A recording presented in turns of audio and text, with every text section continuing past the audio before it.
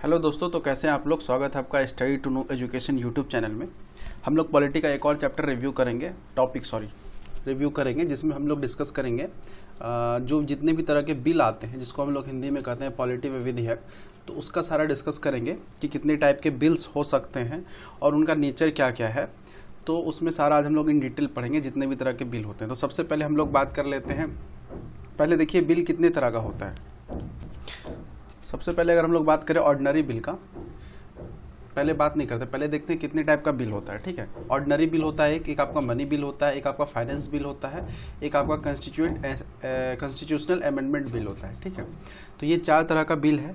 इसका क्या क्या नेचर है वो सारा हम डिस्कस करते हैं। सबसे पहले अगर हम लोग बात कर ले ऑर्डिनरी बिल का, तो ऑर्डिनरी बिल वाले स्लाइड में चल जाते हैं। तो सबसे पहले हम लोग बात करते हैं ऑर्डिनरी बिल का। तो ऑर्डिनरी बिल का अगर आर्टिकल देखा जाए तो ये आपका 107 आर्टिकल में है, 107, और इसको हम लोग हिंदी में साधारण विधेयक कहते हैं। और ये आपका सिंपल मेजोरिटी से पास होता है, सिंपल मेजोरिटी से पास होगा। और इसका अगर हम लोग बात करें money bill and finance bill को छोड़कर जितने भी तरह का बिल होता है, मनी बिल और फाइनेंस बिल को छोड़कर जितने भी तरह का बिल होता है वो सारा आपका ऑर्डिनरी बिल में आता है। और आपका आर्टिकल बता ही दिया गया, और इसको हम लोग सिंपल मेजोरिटी के द्वारा पास करते हैं। तो ऑर्डिनरी बिल का अगर हम लोग बात करें तो सबसे पहले ये इंट्रोड्यूस किया जाता है कहाँ, bill can be present in any house. ठीक है, किसी भी हाउस में इसको प्रेजेंट किया जाता है, एनी हाउस, किसी भी हाउस में ये प्रेजेंट होगा। ठीक है, और अगर प्रेजेंट होता है तो रिकमेंडेशन होता है, recommendation of president is not required. ठीक है, प्रेसिडेंट का इसमें कोई रिकमेंडेशन नहीं होगा कि किस हाउस में जाएगा किस हाउस में नहीं जाएगा। तो ऑर्डिनरी बिल का में क्या होगा कि प्रेसिडेंट का कोई रिकमेंडेशन नहीं होता है और ये किसी भी हाउस में प्रेजेंट हो सकता है। कहने का मतलब है कि ये लोकसभा में भी जा सकता है और राज्यसभा में भी जा सकता है, जिसमें पहले चला जाए। ठीक है, अगर मान लीजिए थोड़ा देर के लिए अगर ये लोकसभा में चला जाता है सबसे पहले, तो फिर उसके बाद क्या होगा, लोकसभा से इसको राज्यसभा में भेजा जाएगा और राज्यसभा के पास सारा ये अगर पास हो जाता है राज्यसभा से, तो फिर ये लोकसभा के पास जाके पास होगा। तो कहने का मतलब एक इसमें ये बना देते हैं आपका। और इसमें अगर देखा जाए जो ये ऑर्डिनरी बिल है, इस पे लोकसभा एंड राज्यसभा दोनों का पावर अगर देखा जाए तो सेम है, इक्वल पावर है।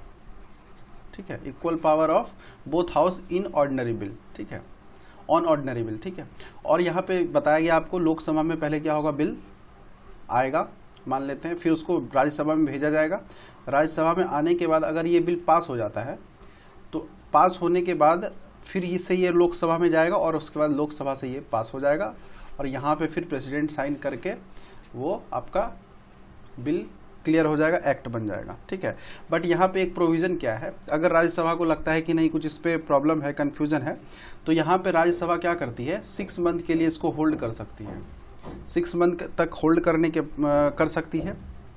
और या तो इसको पास भी नहीं कर सकती है। ठीक है, अगर पास कर दी तो ठीक है, नहीं तो फिर 6 मंथ तक इसको होल्ड करेगी और उसके बाद इसको पास नहीं भी करने का इसके पास ऑथोरिटी है। जब पास नहीं होता है तो फिर नहीं होगा पास। ठीक है, तो ये था आपका ऑर्डिनरी बिल। और आपका ऑर्डिनरी बिल का अगर बात किया जाए तो इसमें जॉइंट सेशन जो होता है, ऑर्डिनरी बिल में जॉइंट सेशन को लाया जा सकता है। ठीक है, कुछ ऐसा बिल हो जिसमें कन्फ्यूज़न हो या क्या करना है फैसला, तो इसमें जॉइंट सेशन लाया जा सकता है। इसमें वीटो पावर भी हम लोग यूज़ कर सकते हैं ऑर्डिनरी बिल पे। ठीक है, वीटो पावर भी यूज़ कर सकता है प्रेसिडेंट। और अगर इंट्रोड्यूस का बात हो तो ये किसी भी हाउस में, एनी हाउस में इंट्रोड्यूस हो सकता है। ठीक है, तो ये आपका ऑर्डिनरी बिल का था। और अगर इसमें थोड़ा सा एक और चीज़ जान ले कि जो आपका जॉइंट सेशन है ये आपका आर्टिकल कितने में है, 108 में। ठीक है, और इसमें जो चेयरमैन होंगे वो जो जॉइंट सेशन इंट्रोड्यूस किया जाएगा तो वो तो होगा लोकसभा में, और इसमें आपके राज्यसभा के भी मेंबर होंगे, प्रेसिडेंट भी होंगे और लोकसभा के भी मेंबर होंगे। ठीक है, बट यहाँ पे जो चेयरमैन होगा ये सारे जॉइंट सेशन का चेयरमैन कौन होगा, लोकसभा का स्पीकर। ठीक है, लोकसभा का जो चेयरमैन होगा वही जॉइंट सेशन का स्पीकर होगा। तो ये सब था। अब जॉइंट सेशन स्टेट का अगर बात किया जाए, ये तो हो गया सेंट्रल का बात। ठीक है, तो जॉइंट सेशन अगर स्टेट में बात किया जाए तो ये स्टेट में जॉइंट सेशन नहीं आ सकता है। और अगर कॉन्स्टिट्यूशन अमेंडमेंट का अगर बात हो तो यहाँ पर भी जॉइंट सेशन नहीं लाया जा सकता है। और अभी तक अगर बात किया जाए ज्वाइंट सेशन का, कितने तरह का मतलब कितने बार ज्वाइंट सेशन आ चुका है और इससे फिर एक्ट वगैरह रिलीज हुआ है, तो अगर बात किया जाए तो ज्वाइंट सेशन सबसे पहले आपका आया है डॉरी प्रोहिबिशन एक्ट जो आया है उसमें आया है। फिर आपका सेकेंड में अगर बात किया जाए तो बैंकिंग कमीशन एक्ट में आया है, ठीक है। बैंकिंग कमीशन एक्ट ये आपका कब हुआ था, 1978 में।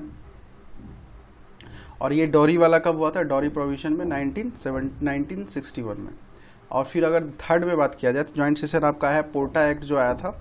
पोर्टा, इसका फुल फॉर्म होता है पोर्टा का, यहाँ लिख देते हैं पोर्टा। तो पोर्टा का होता है prevention of terrorism act. Prevention of terrorism act ये आपका कब आया था, 2002 में, ठीक है।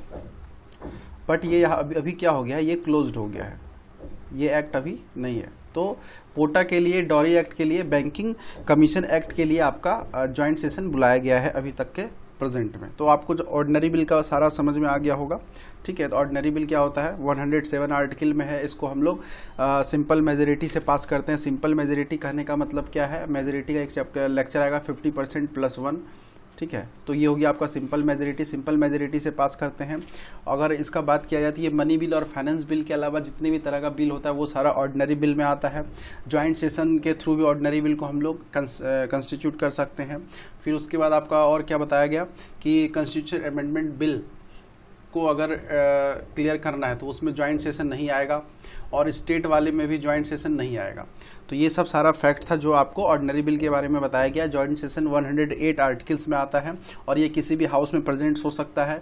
और ऑर्डिनरी बिल के रिलेटेड अगर देखा जाए तो बोथ हाउस, जितने भी दोनों हाउस है, लोकसभा और राज्यसभा, दोनों का पावर सेम है। तो यहाँ पे आपको ऑर्डिनरी बिल का सारा कॉन्सेप्ट क्लियर हो गया होगा, ठीक है। अब हम लोग बात करते हैं मनी बिल का। मनी बिल सबसे पहले आर्टिकल्स का जान लीजिए। तो मनी बिल का आर्टिकल कौन सा है, मनी बिल कितने आर्टिकल में आता है, मनी बिल आपका 110 में आता है, आर्टिकल 110 में। और इसमें देखिए मनी बिल में होता क्या क्या है, जैसे मान लीजिए कुछ ग्रांट्स वगैरह चाहिए आपको, या कुछ फंड चाहिए कुछ स्कीम के लिए, या कुछ जैसे एग्जाम्पल बजट से रिलेटेड कुछ इसमें चाहिए आपको फंड। तो ये सबसे रिलेटेड, मनी से रिलेटेड जो भी फंड हो गया, ग्रांट हो गया, या कुछ बजट्स में, जैसे बजट्स इसका एग्जांपल बेहतर है, ठीक है। तो इसको हम लोग मनी बिल के अंदर में लाते हैं। और ये आपका आर्टिकल 110 बता ही दिया गया। इसको हम लोग हिंदी में धन विधेयक भी कहते हैं, ठीक है। और ये भी आपका सिंपल मेजोरिटी से पास होता है, कहने का मतलब 50% + 1, ये आपका सिंपल मेजोरिटी से पास होगा मनी बिल। अब मनी बिल के बारे में बात कर लेते हैं कि कैसे डिसाइड होगा, मतलब कैसे ये पास होता है अपने हाउस में। तो सबसे पहले ये मनी बिल है या नहीं, ये कौन डिसाइड करता है, ये डिसाइड करेगा आपका लोकसभा का स्पीकर। लोकसभा का स्पीकर डिसाइड करेगा कि आपका ये बिल जो है वो मनी बिल है या नहीं, ठीक है। और ये अगर बात किया जाए तो मनी बिल पर इसको लोकसभा के स्पीकर को अल्टीमेट अथॉरिटी होता है, ठीक है। अल्टीमेट अथॉरिटी होता है लोकसभा को मनी बिल पर, ठीक है। और इसका हम पासिंग का मेथड अगर जान लें तो सबसे पहले अगर देखिए यहाँ पे लोकसभा है, यहाँ पे राज्यसभा है।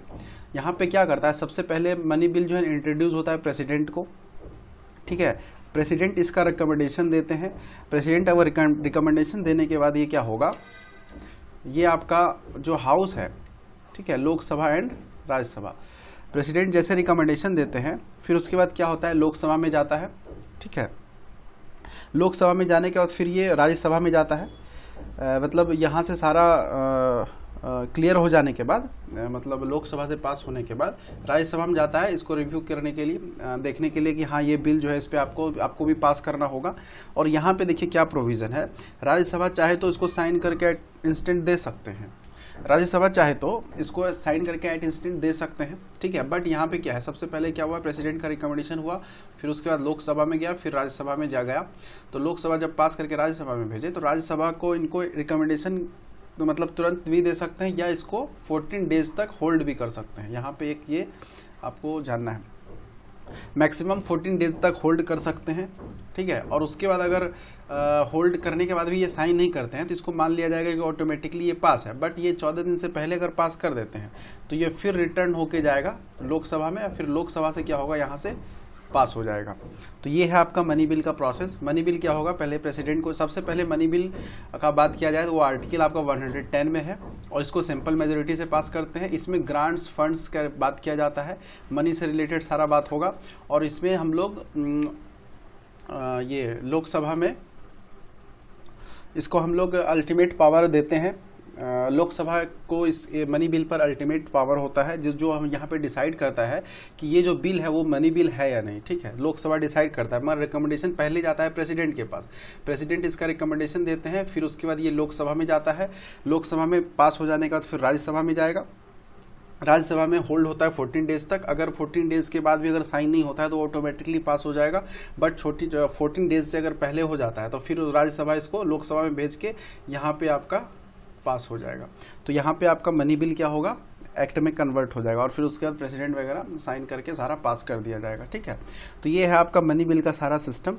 और मनी बिल को हम लोग सिंपल मेजोरिटी से पास करते हैं। मेजोरिटी का लेक्चर आएगा, आप लोग थोड़ा सा वेट कीजिएगा, धीरे धीरे सब कुछ होगा। ठीक है, तो आपका मनी बिल क्लियर हो गया। अब हम लोग कौन से बिल का बात करेंगे, अब हम लोग बात कर लेते हैं फाइनेंस बिल। तो यहाँ पे देखिए फाइनेंस बिल का अगर हम लोग बात करें तो फाइनेंस बिल का आर्टिकल कितना है, 117।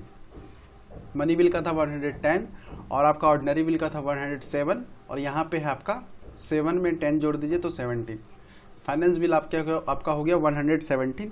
और सबसे पहले देखिए यहाँ पे दो चीज़ क्लियर कर दें। अच्छा ये चीज़, एक चीज़ और, फाइनेंस बिल जो है ये भी आपका सिंपल मेजोरिटी से ही पास होता है। जैसे आपका मनी बिल पास होता है, जैसे आपका ऑर्डिनरी बिल पास होता है, उसी तरह फाइनेंस बिल भी पास होता है। अब यहाँ पे एक चीज़ क्लियर कर दें, जो भी आपका मनी बिल था वो भी एक फाइनेंस बिल ही है। बट क्या होता है, मनी बिल जितना भी है वो सारे फाइनेंस बिल के अंदर में आते हैं। ठीक है, अगर हम लोग पूछा जाए कि फाइनेंस बिल क्या है, तो जितना भी फाइनेंस बिल है, जितना भी धन विधेयक है, वो सब आपका वित्त विधेयक सभी धन विधेयक वित्त विधेयक होते हैं। ठीक है, कहने का मतलब जितना भी फाइनेंस बिल है वो आपका सब, जितना भी मनी बिल है वो आपका फाइनेंस बिल होगा। बट सारा फाइनेंस बिल मनी बिल नहीं होता है। तो इसी तरह, इसीलिए हम यहाँ पे वेन डायग्राम टाइप बना दिए हैं कि जिसके अंदर मनी बिल है और ये जो सारा है ये सिस्टम, ये आपका फाइनेंस बिल है बट वो मनी बिल नहीं है। ठीक है, तो मनी बिल फाइनेंस बिल है बट सारा फाइनेंस बिल मनी बिल नहीं होता। तो यहाँ पे एक कॉन्सेप्ट ये क्लियर कर लीजिएगा। ठीक है, तो यहाँ पे हम लोग बात करेंगे फाइनेंस बिल का। तो फाइनेंस बिल में देखिए दो टाइप के फाइनेंस बिल होते हैं, type A and type B. तो टाइप ए में देखिए क्या होता है कि जितने भी मनी बिल, जितने भी आपके मनी बिल और आपका एडमिनिस्ट्रेटिव मैटर जो भी है, ठीक है, all money bill and administrative matter, ठीक है, वो आपका सारा टाइप 1 में आता है। और ये टाइप 1 का अगर हम लोग आर्टिकल का बात करें तो ये आपका आर्टिकल आता है 117 के 1 में, सब क्लॉज 1 में आता है, 117 के सब क्लॉज 1 में आता है। ठीक है, टाइप ए। एक सेकेंड इसको क्लियर कर ले, फिर से अच्छे से बताते हैं। आपका फाइनेंस बिल हो गया 117, सिंपल मेजोरिटी से पास होता है। सारा मनी बिल, फाइनेंस बिल, ठीक है, ये आपका वेन डायग्राम हो गया। सारा मनी बिल फाइनेंस बिल होता है बट सारा फाइनेंस बिल मनी बिल नहीं होता है। फाइनेंस बिल देखिए दो टाइप के होते हैं, टाइप आपका ए हो गया और टाइप आपका बी हो गया। टाइप ए में देखिए अगर इसका बात किया जाए आर्टिकल का, टाइप ए के आर्टिकल का, तो ये आपका 117 के 1 में आता है। और टाइप बी का अगर आर्टिकल का बात किया जाए तो 117 के 3 में आता है। अब ये टाइप ए टाइप बी है क्या वो बता देते हैं। टाइप 1 में देखिए क्या होता है कि जितने भी तरह के मनी बिल हैं, मनी बिल प्लस जितने भी एडमिनिस्ट्रेटिव मैटर से रिलेटेड है, ठीक है, एडमिनिस्ट्रेटिव मैटर और मनी बिल दो तरह का होता है। ठीक है, तो वो सारा चीज़ आपका टाइप 1 में, टाइप ए में आएगा। ठीक है, तो इसको हम लोग फाइनेंस बिल में काउंट करेंगे। जैसे एग्जांपल तुम्हारा क्या, एग्जांपल आपका क्या हो गया कि जैसे हम लोग जीएसटी वगैरह देखते हैं, जीएसटी बिल अगर कुछ इंट्रोड्यूस होता है या आपका सैलरी से रिलेटेड कुछ आता है, एडमिनिस्ट्रेटिव में अगर सैलरी का बात करें तो सैलरी आ जाएगा। और मनी बिल जैसे कि आपका हो गया जीएसटी, ठीक है, तो ये आपका मनी बिल एग्जांपल दोनों का दे दिए। तो मनी बिल और एडमिनिस्ट्रेटिव मैटर जितना भी होता है वो आपका टाइप ए में आता है फाइनेंस बिल के, जो कि आपका आर्टिकल 117 के 1 में आता है। और अगर टाइप बी का बात करें तो टाइप बी देखिए आपका क्या है कि जैसे सिर्फ मतलब जो भी, जैसे एक फंड होता है, फंड का एक लेक्चर और वो भी लाया जाएगा। ठीक है, तो एक होता है कंसोलिडेटेड फंड, तो उस कंसोलिडेटेड फंड से जितने भी तरह का खर्चा वगैरह होता है उस सारे खर्चे का मामला वो आपका फाइनेंस बिल के टाइप बी में आता है। ठीक है, तो कंसोलिडेटेड फंड से जितना भी खर्चा होगा जिसको हम लोग हिंदी में कहते हैं संचित निधि। तो संचित निधि से जितना भी भारत में जितने भी खर्चा का मामला होगा वो सारा आपका टाइप बी में आएगा। तो जैसे आपका कंसोलिडेटेड फंड से आपको पिछले वाले लेक्चर में प्रेसिडेंट का बात किए थे, तो प्रेसिडेंट का सैलरी वगैरह हो गया, फिर उसके बाद वाइस प्रेसिडेंट का भी सैलरी इसी से आता है। अगर आपका लोकसभा का चेयरमैन हो गया या वाइस चेयरमैन हो गया, ये सारा जो है सैलरी आपका कंसोलिडेटेड फंड से ही होता है। तो ये आपका क्या हो गया, फाइनेंस बिल दो टाइप का होता है, ए एंड बी। तो अब हम यहाँ पे बात कर लेते हैं कि पास कैसे होता है फाइनेंस बिल। तो जैसे आपका मनी बिल पास होता है वैसे ही आपका फाइनेंस बिल भी पास होगा, ठीक है। सबसे पहले क्या होगा, प्रेसिडेंट रिकमेंडेशन देंगे, फिर उसके बाद लोकसभा में जाएगा, लोकसभा से फिर राज्यसभा में जाएगा। 14 दिन का होल्ड के साथ अगर होता है तो ठीक है, नहीं तो फिर 14 दिन से पहले उसको फिर लोकसभा में भेजा जाएगा, फिर पास हो जाएगा। तो ये आपका सारा था फाइनेंस बिल। फाइनेंस बिल भी एज ए मनी बिल की तरह ही ट्रीट होगा, ठीक है। और ये आर्टिकल आपको बता दिया गया। और इसमें फाइनेंस बिल में हम लोग फाइनेंस से रिलेटेड जितना मैटर होता है वो सारा हम लोग इस बिल में डिस्कस करते हैं, ठीक है। तो यहाँ पे आपको फाइनेंस बिल समझ में आ गया होगा। अब हम लोग बात कर लेते हैं कॉन्स्टिट्यूएंट अमेंडमेंट बिल। तो ये जो आपका कॉन्स्टिट्यूशन अमेंडमेंट बिल है, ये आपका देखिए सिंपल मेजोरिटी से पास नहीं होगा, ये आपका स्पेशल मेजोरिटी से पास होगा, सबसे पहला बात। और ये आपका आर्टिकल अगर देखा जाए तो आर्टिकल आपका 368 में आता है। ये आप लोग को याद होगा 368 में आर्टिकल आता है। और इसमें देखिए कब ये कॉन्स्टिट्यूएंट अमेंडमेंट बिल होता है, तो जो हमारा संविधान है अगर उसमें कुछ सुधार वगैरह करना हो या कॉन्स्टिट्यूएंट अमेंडमेंट करना हो तब हम लोग इस बिल को इंट्रोड्यूस करते हैं, ठीक है, कॉन्स्टिट्यूएंट अमेंडमेंट बिल को, जिसको हम लोग संविधान संशोधन विधेयक कहते हैं, जिसको शॉर्ट में हम लोग CAB भी कहते हैं। अभी हाल ही में जब वो सिटीजनशिप अमेंडमेंट एक्ट आया था उसमें कैब वगैरह को बहुत ज़्यादा वो चल रहा था, तो यही है आपका कॉन्स्टिट्यूएंट अमेंडमेंट बिल। जो संविधान में अगर सुधार करते हैं तो एक बिल लाया जाता है जिसको हम लोग कॉन्स्टिट्यूएंट अमेंडमेंट बिल कहते हैं, जिसको हम लोग विधेयक भी कहते हैं हिंदी में, ठीक है। अब ये बिल 368 आर्टिकल में है। और इसका देखिए अब स्टार्टिंग कैसे होगा, तो bill can be present in any house and not required for recommendation of president. ये जो बिल है आपका वो किसी भी हाउस में रखा जा सकता है, लोकसभा में रखिए या राज्यसभा में रखिए, ठीक है। और इसमें प्रेसिडेंट का रिकमेंडेशन नहीं चाहिए। बाकी और सब सारे बिल में देखिए प्रेसिडेंट का रिकमेंडेशन चाहिए, ठीक है। मनी बिल हो गया या फाइनेंस बिल हो गया या ऑर्डिनरी बिल हो गया।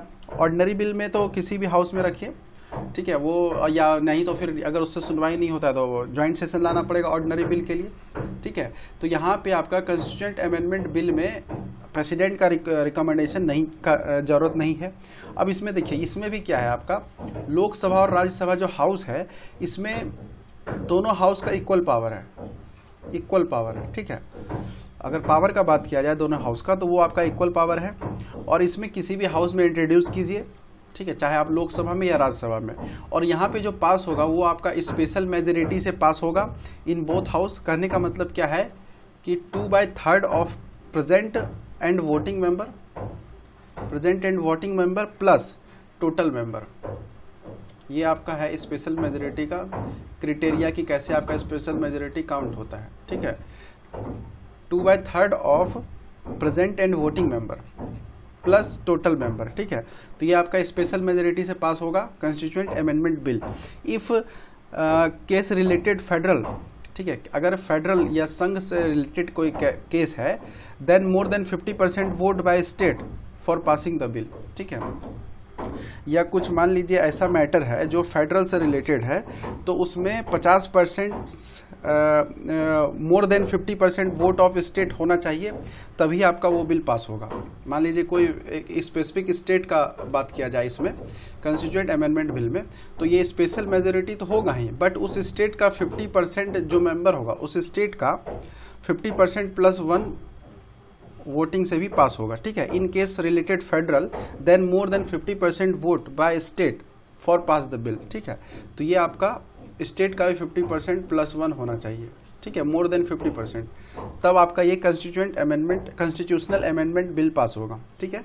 तो ये आपका समझ में आ गया। कॉन्स्टिट्यूशनल अमेंडमेंट बिल आपका दोनों हाउस किसी में भी लाया जा सकता है, प्रेसिडेंट का रिकमेंडेशन का जरूरत नहीं है। आर्टिकल 368 में आता है, इसको हम लोग स्पेशल मेजोरिटी से पास करते हैं। स्पेशल मेजोरिटी में क्या हो गया आपका 2/3 of present and voting member plus total member.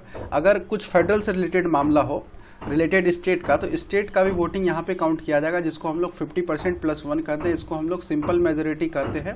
Of state. ठीक है, स्टेट का सिंपल मेजोरिटी का देखा गया। ठीक है, तो यहाँ पे आपका कंस्टिट्यूएंट अमेंडमेंट बिल भी क्लियर हो गया। तो अब यहाँ पे एक छोटा सा चीज़ हम लोग आपको बता दें, यहाँ पे हम लोग एक ये बताते हैं, money bill, finance bill type A, finance bill type B और ऑर्डिनरी बिल। ठीक है, यहाँ पे हम एक चीज़ आपको बता रहे हैं जो एग्ज़ाम में शायद काम आ जाए।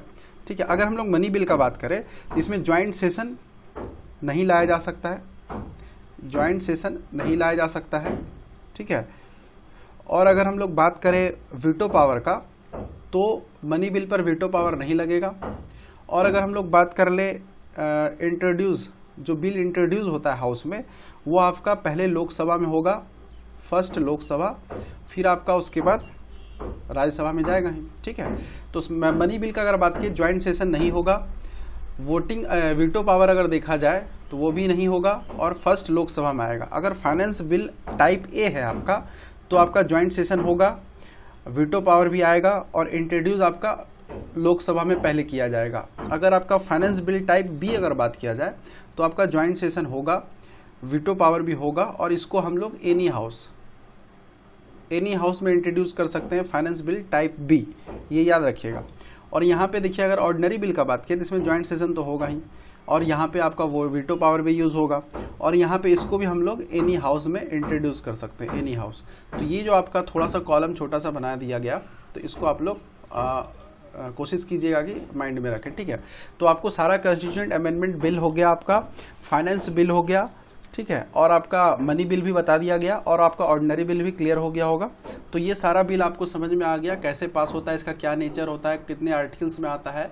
ठीक है, तो सारा आप लोग को बता दिया गया। कोशिश कीजिएगा अगर फास्ट है तो स्लो कर लीजिएगा यूट्यूब की सेटिंग से, और अगर हम स्लो हैं तो कोई दिक्कत नहीं है, थोड़ा फास्ट भी कर सकते हैं। तो आप लोग अच्छा लगा सेशन तो लाइक कीजिए, शेयर कीजिए एंड सब्सक्राइब कीजिए और अपना इंपॉर्टेंट कमेंट जरूर दीजिए ताकि हम कुछ और अच्छा टॉपिक्स वगैरह ला सकें।